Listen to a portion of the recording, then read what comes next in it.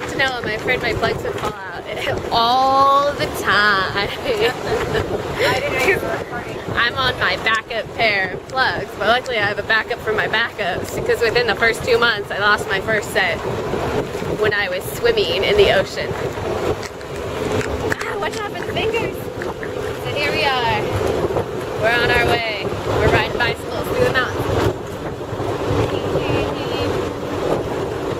I'm going really fast. I can't flip it like that though.